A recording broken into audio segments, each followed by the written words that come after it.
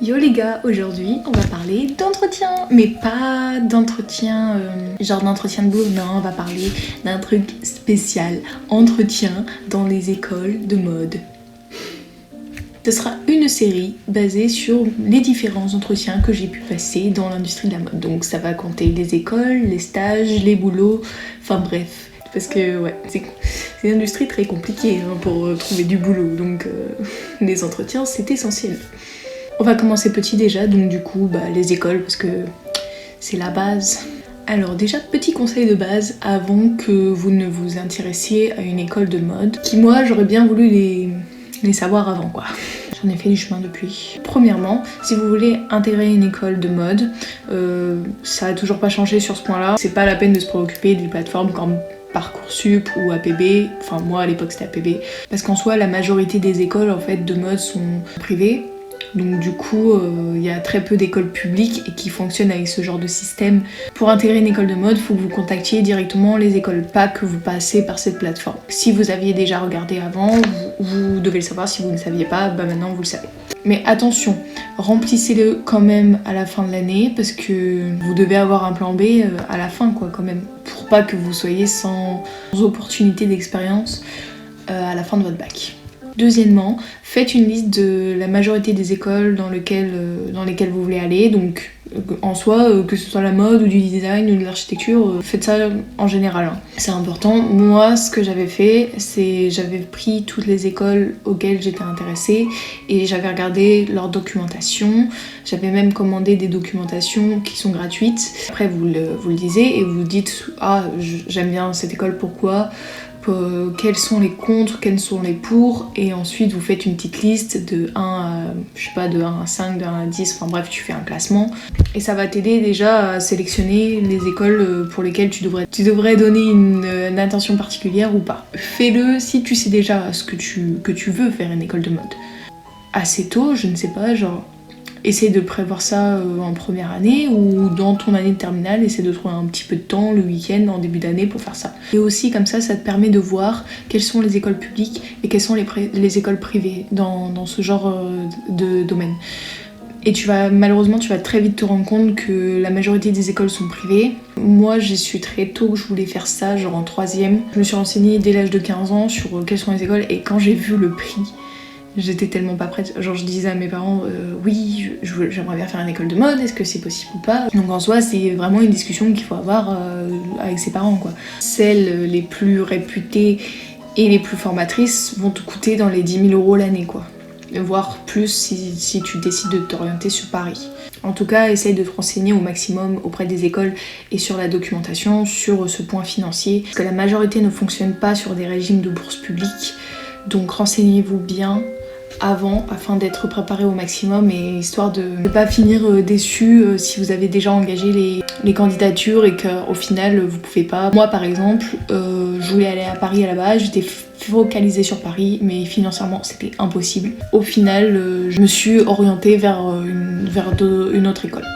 Mais bon, j'ai pas été malheureuse non plus. Troisième conseil, faites bien toutes les portes ouvertes. Enfin, peut-être pas toutes, mais le maximum de portes ouvertes que vous pouvez. Aujourd'hui, elles sont pratiquement plus en ligne, donc c'est plus accessible. J'insiste sur les portes ouvertes, c'est important, et surtout posez exactement les bonnes questions, posez le maximum de questions, que ce soit aux professeurs ou aux étudiants. C'est important de savoir où vous allez mettre les pieds et sur quoi vous allez investir aussi. Que tu te rendes compte sur combien d'argent tu vas investir. Parce que moi, je me suis dit, au prix que tu payes 10 000 balles l'année, quand même c'est déjà assez cher, donc j'espère qu'au moins ils fournissent les matériaux.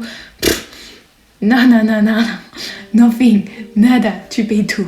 Donc non, ne crois pas ça, pose bien les questions avant, justement.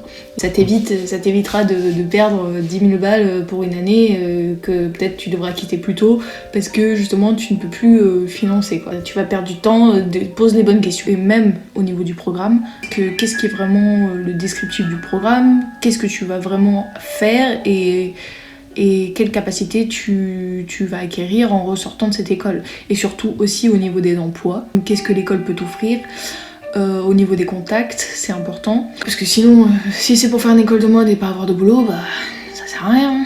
Demandez aussi s'il y a possibilité de faire des Erasmus, comme ça vous pouvez avoir des expériences à l'étranger, ce qui peut être très enrichissant pour vous et aussi dans votre CV. Bon, je sais qu'en ce moment Erasmus c'est un peu compliqué, mais il faut pas s'arrêter non plus à cette situation, tout est possible.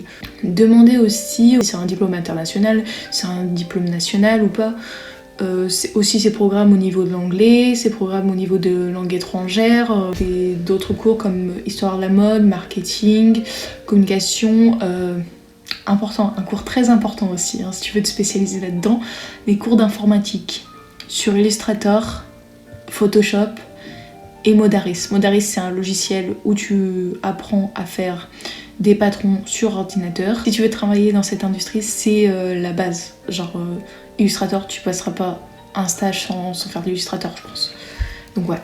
Alors maintenant passons à l'aspect entretien.